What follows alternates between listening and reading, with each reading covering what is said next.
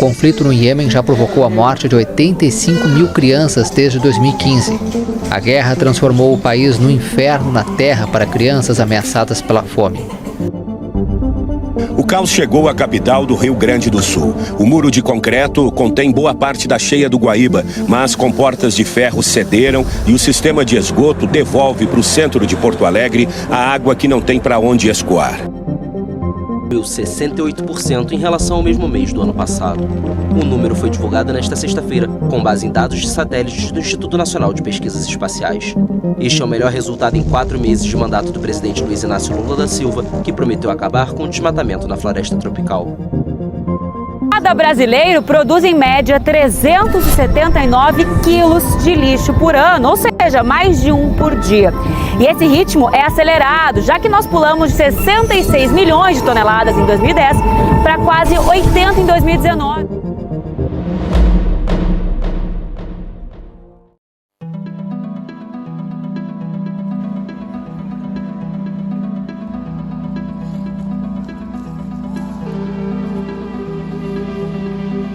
Quanto mais a humanidade avança intelectualmente, mais o coração dela preza por dinheiro e poder. Pois tudo de ruim que acontece hoje na humanidade é por conta da arrogância, ego e falta de empatia.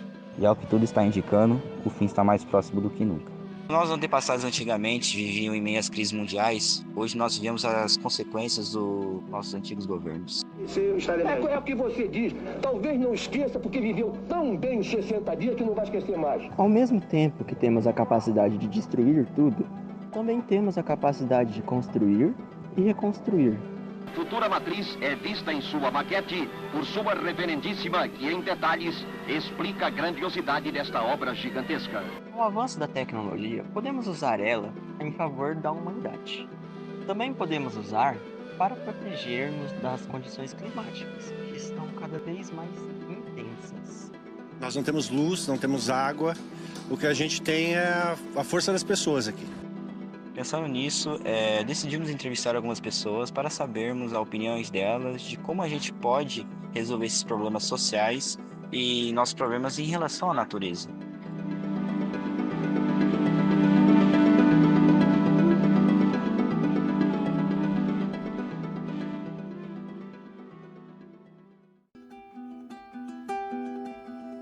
Quais soluções podem ajudar a combater a poluição dos oceanos? Reduzir o uso de plástico, pratos, cadernos e copos para substituir pelo uso de metal ou vidro. Como reduzir o desperdício de alimentos para acabar com a fome do mundo? Cada instituição que mexe com a parte do alimento tem que ter um bom senso de ter a prudência, certo? Como trabalhar com o alimento, em termos de quantidade, né? Em termos de pessoas, quantas pessoas vão comer, quantas pessoas naquele almoço está presente, para fazer a quantidade correta, certo? E cada instituição que mexe com alimentos, sendo escola, sendo hospitais, asilo, né? Cada pessoa tem que ter uma noção, certo? Que não pode desperdiçar o alimento, porque além de estar caro o alimento está muito caro, certo? E também é um meio de pessoa, do ser humano, do trabalhador, certo? Economizar no bolso. Quando pega e faz aquela quantidade menor do alimento, certo? O trabalhador sobra mais recurso para ele, que ele pode pegar esse recurso que está sobrando e gastar em lazer, certo? E ter uma vida de qualidade. Então são muitos fatores que envolvem essa questão. A gente tem que educar nossas crianças.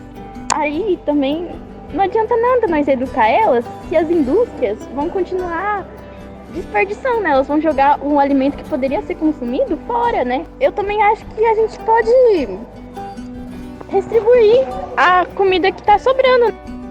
Tendo embalagens adequadas para evitar danos durante o transporte, armazenamento adequado para evitar danos também tanto nas prateleiras que no mercado mais como nos supermercados. Saber o que pega também na hora de beber, tanto na escola, porque muita gente acaba pegando muito e a gente vê muito desperdício nos baldes. Como que você acha que deve ter melhores iniciativas para iniciar paz no mundo? Bom, mano, tem que ver primeiro porque tá tendo a guerra, né? E tentar evitar, mano. Eu acho que o bagulho é todo mundo conseguir entrar em um consenso, todo mundo conseguir discutir, tentar de frente um com o outro, assim, pra poder conversar e chegar em um ponto, né? Daí que se todo mundo concordar, não tem guerra. Aí não tendo guerra, não tem matança. Dass ich anständig meine Zeit verwendet habe im Dienste meines Volkes. Gib du jetzt eine Stimme ab. Wenn ja, dann tritt für mich ein, so wie ich für dich eingetreten bin.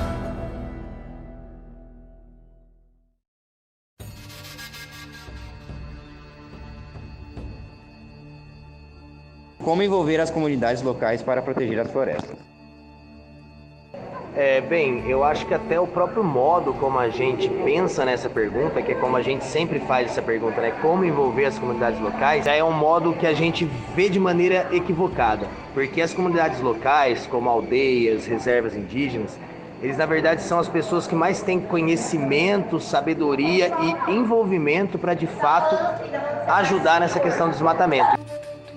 Eu creio que nenhum dos senhores poderia nunca apontar atitude da gente indígena do Brasil que colocou em risco, seja a vida, seja o patrimônio de qualquer pessoa, de qualquer grupo humano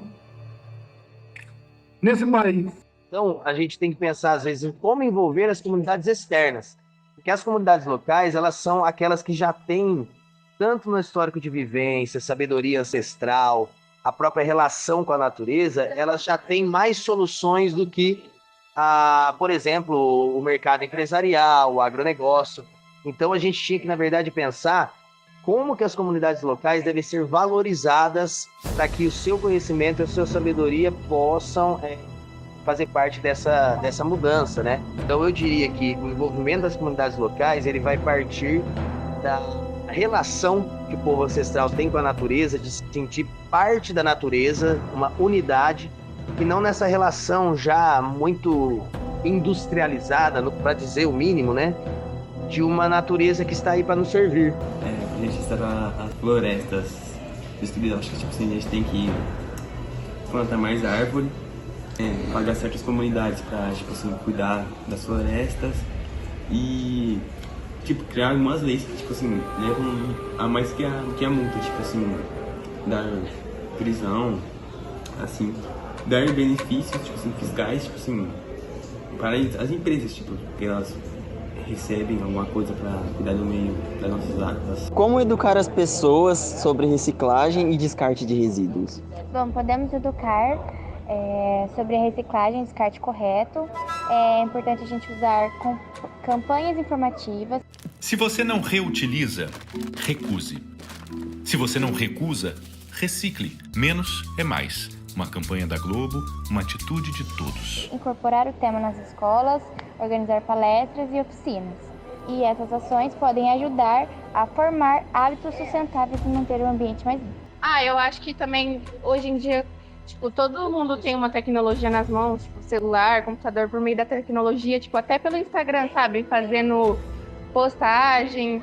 E também tem no jornal, eu acho que também funcionaria muito. Nas escolas, a educação da escola, sobre reciclagem e etc. Para produzir a produção de plástico, a gente exige muito material. Então, se a gente reciclar o plástico, a gente vai gastar menos material para fazer. Isso pode ajudar o meio ambiente. Como os países podem trabalhar juntos para responder aos desastres naturais?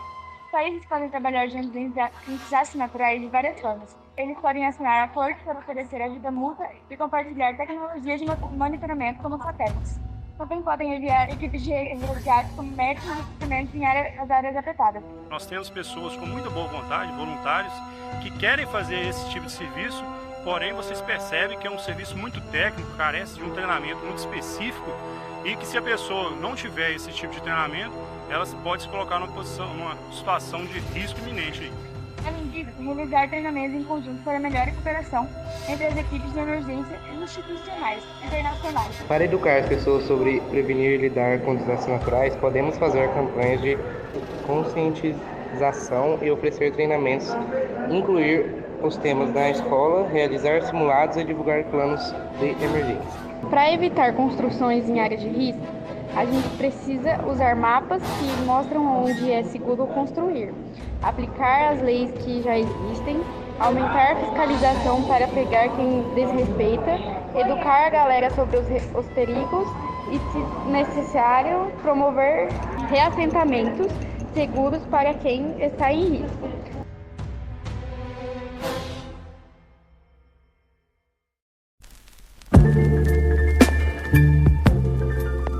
Como vimos ao longo de alguns vídeos, algumas entrevistas, algumas pessoas, alguns depoimentos também, a gente vê que existem várias maneiras, várias ideias de a gente contribuir, a gente ajudar as outras pessoas. Porém, isso vai depender muito da boa vontade, da disposição, e a gente tem que usar aquilo que a gente tem à nossa volta para, de certa forma, ajudar as outras pessoas. Porque, como a gente já havia dito no início do vídeo, há muita falta de empatia, arrogância, ego, e são coisas que destroem uns aos outros, sabe? Então, uma pergunta que fica para você, espectador: o que você tem feito para adiar o fim do mundo? O que pode ser simples para alguns tem enorme significado para outros. Por isso, fica sempre o reforço, para que as pessoas sejam sensibilizadas pela necessidade do outro. Se você tiver mais empatia, você pode ter certeza que a gente vai vencer. A gente vai sair dessa. Que Deus abençoe a todos. Jesus ama vocês. Pensamentos voam como o vento, pra se livrar, não lembrar de maus momentos.